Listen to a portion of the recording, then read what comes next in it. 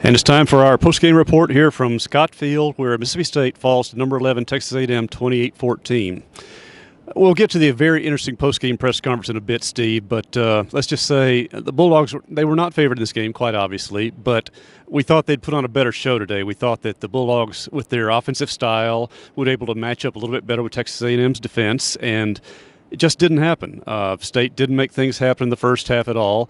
Got a little spark from Will Rogers there in the second half, but basically State's offense just struggled again. I think 200 yards passing and a negative 2 yards rushing. Yes, that accounts for sacks, but where has the Bulldog ground game gone?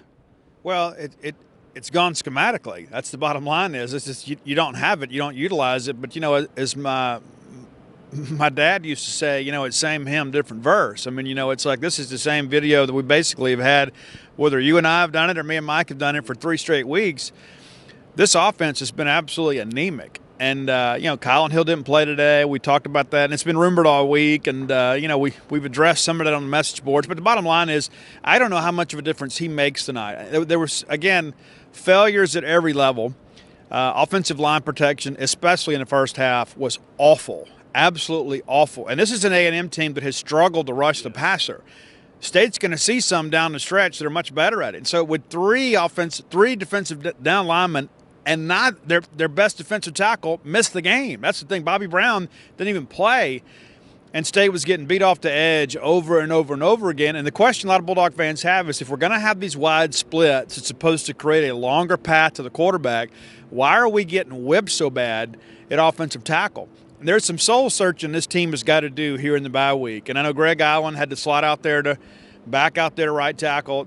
That was a failure, okay? And I hate to call players out, but he did not compete today. He was clearly not comfortable there, and he had no choice, of course, because Dollar Bill Johnson goes out of the game at one point, carted back to the locker room. But you mentioned that, of course, Cole Smith plays some at guard there. They're looking. They're trying everything they can at the offensive line. And is it chemistry? Is it cohesion? Is it just confidence to throw 3 C's out there? What could this be, or just a combination of everything? Well, they're consistently inconsistent to add a 4th one in there for you. But, yeah, I think it's all of the above.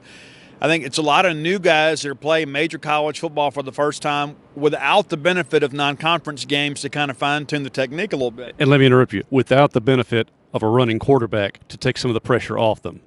That's one of the things that I think Will Rogers does for this offense. And we're going to talk about that a little bit more, but he is a little more mobile. KJ Costello is a Pac-12 quarterback that's here trying to make it work in the SEC. And even when he does run for – and there were a couple times today he actually tucked it and went with some conviction as much as he had and even leaned forward one time to get the first down. I was happy to see that competitiveness out of him. But let's just be honest, Will Rogers is simply a better athlete when it comes to mobility. And so I think that's part of the issue too. And we talked about it off camera. I think some of these linemen realize – KJ is not the most fleet of foot. It's not Nick Fitzgerald back there. It's not Dak Prescott. And so when things break down, they've got to remain engaged a little bit longer because that's just not in his skill set. I think Will Rogers adds a little bit. There were a couple times today in the second half where he did feel some pressure and is able to get outside and dump the ball off to somebody and kind of avoid a negative play. You mentioned Rogers. You brought it up. Well, let's talk quarterback because that's what all our fans want to know about right now. Well, this is one of the many things they want to know, but that's the top of the list. A, do you feel like he's earned the job? And I can go ahead and answer that. It'll be a competition the next 2 weeks, but he certainly has a lead position. But B, how is he different? Is it the quicker release? Is it more decisiveness? Is it the nothing-to-lose attitude? Or just the fact that he can run a little bit better because KJ Costello, who had a great first game, since then has seemed very indecisive, very slow to make decisions. And once he does move, he can't move very far or well. Well, the first thing I'll say is I don't know that Will has earned the job. I think KJ has lost the job. I think that's the better way to frame that up because KJ Costello is a turnover machine. I mean, and here's the deal. It's nothing personal. He has the skill set, and a lot of NFL people like him. It's just not working. Okay, so we can sit here and pick it apart, and we talk about this interception and the interception that he threw to end the drive early in the ball game was an unbelievably poor decision. Shavers is shielded on the play. You're throwing a post. The DB has inside leverage there. The bottom line is you don't throw that ball up for grabs. And some could say, well, Terrell Shavers should have went up and competed for the football. I think he was even shocked the ball was thrown. No, that ball, the only person who could catch that ball was the defensive back. It was thrown like it was perfectly meant for him, almost as once it was out of the hand going, what?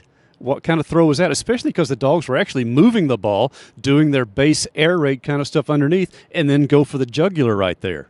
Well, and along those same lines, David, that's how it felt last week at Kentucky. Is every time State would get into plus territory and you get going, there would be some errant decision. And I hate to invoke the Hugh Kellenberg doctrine here, but there were a bunch of almost interceptions in the ball game as well. There were a couple times when I thought when he made the move with Rodgers, it was the best move because it just seemed like KJ was just kind of playing with fate once again, and State was still in the ball game at that point. And let's be honest, that Emmanuel Forbes pick six, that defense had been so close every week to getting points on the board. They did, and it gave the offense a little bit of a lift, and you just kind of felt like, okay, it's still an uphill climb, but at least we're in the ball game. And so I was happy to see Emmanuel Forbes get an end zone and this defense be rewarded for its hard play. If there was a surprise from the Aggies tonight, it was the way that Spiller ran the ball. A good running back, but I thought he ran really hard, ran behind his pads, made a lot of yards off contact. But we're not going to diss the Dog defense. A, they scored points, and B, they gave their effort. They needed the offensive support. So let's turn quickly before we run out of time. Let's go to Mike Leach's postgame. Now, he made a couple of very interesting comments. He's always good for them. One of them, when he talks about if you think you're frustrated, you think how I feel from my standpoint there. And then he said, but here, if you want to see good football, come to practice. Well, we can't because practice is closed, obviously, but you get the point. And he said this all week. He's trying to figure out why what they do on Tuesday and Wednesday, offensively we mean, is not translating to Saturday. And think of it, they're doing it against a pretty good defense on Tuesday and Wednesday as well, as we've seen. Well, one of the things I'll tell you is, the Dog defense is not going to be hitting you with bad intentions like other SEC opponents would be. And he mentioned the words stage fright. Yep. And I thought we all kind of felt that. Word. Yeah. Well, it just shows the moment's a little bit too big for some guys. And so that's what Mike Leach's task is right now over the next 2 weeks. You got to go play a very difficult Alabama team in a couple of weeks, and that's a tough place for a freshman to get his first start. I mean, it really is.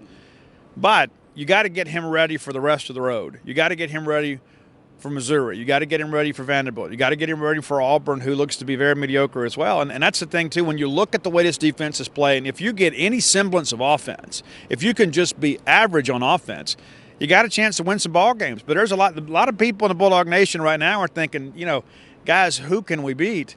I think there is the one thing you look at today is Will Rogers came out there and he gave you a spark, and the kids played hard for him. That's one of the things that I saw with Cyrus Mitchell. I don't think that was a slap at Costello, but you put in new blood. They even blocked a little bit better, and maybe that's because they think I don't have to block quite as long and hard because Will can pull the ball down and go somewhere. It's more what they're used to. And we talk about the line. Let's be fair. These guys were not recruited to block for an air raid offense.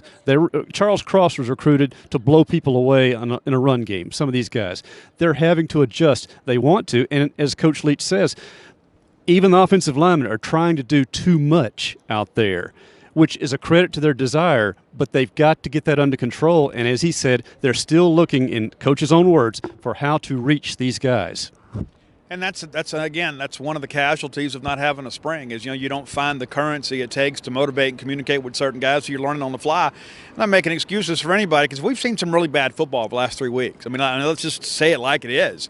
Defensively, the Dogs are playing. You think about that 2018 year where if you had, again, any semblance of offense, it's a huge year for Mississippi State.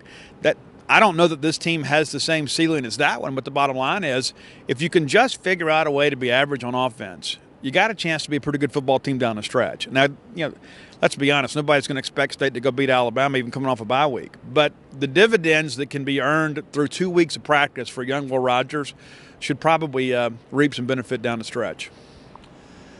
So benefits are still there to be reaped, and if Coach Leach is correct in what he says about how practice performances have been going, you certainly see the potential there if they can translate it over. So now he has 2 weeks to get them, as he says, he and the staff as well, to work on some things about, you saw some shifts in the offensive line today. Of course, Quatrivius Johnson's injury may affect some of the lineup decisions there. We'll find out the status of Kylan Hill probably 2 weeks from now because Coach Leach was very enigmatic on that topic as well.